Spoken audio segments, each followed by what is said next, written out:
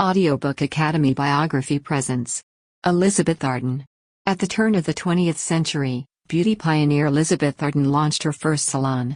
Her business grew rapidly and had a significant impact on the way women's cosmetics were perceived around the world. Canada-born Elizabeth Arden was a cosmetics pioneer. In New York City, she launched her first salon in 1910. Arden was a key figure in the acceptance of cosmetics. When she started her business in 1915, she was selling her items over the world and her company was on its way to becoming a household name. Arden died in 1966, at the age of 81 years old. More than 100 Elizabeth Arden salons were opened throughout the world at the time. Early age. Florence Nightingale Graham was born in Woodbridge, Ontario, Canada, on December 31, 1884. She was raised in an agricultural family that struggled to make ends meet as the fifth of 5 children. Throughout her childhood and adolescence, Graham worked in odd jobs and studied nursing, becoming fascinated with the lotions used to cure burns. She subsequently worked as a secretary before moving to the United States. Graham moved to New York City in 1908 and worked as an assistant to Eleanor Adair, a beautician. Elizabeth Hubbard was Graham's business partner in 1910, when he committed $1,000 to open a salon with her. There was a Fifth Avenue location for the firm. Initiation of a global brand.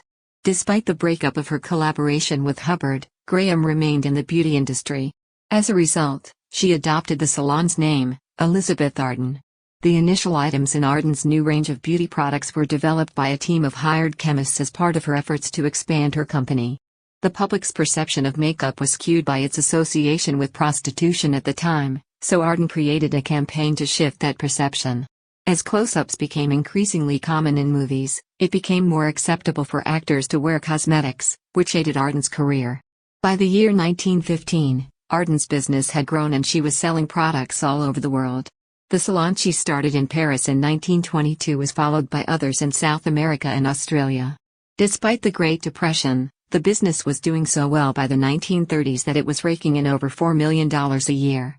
Accomplishments by Arden. Arden was a committed suffragette in addition to being a successful businesswoman. She marched in support of women's rights in 1912. For the 15,000 suffragettes that accompanied her, Arden provided crimson lipstick as a symbol of unity. Cosmetics for women in the military would be developed by her later in her career. Additionally, Arden helped pave the way for numerous now ubiquitous beauty goods, including as travel size options.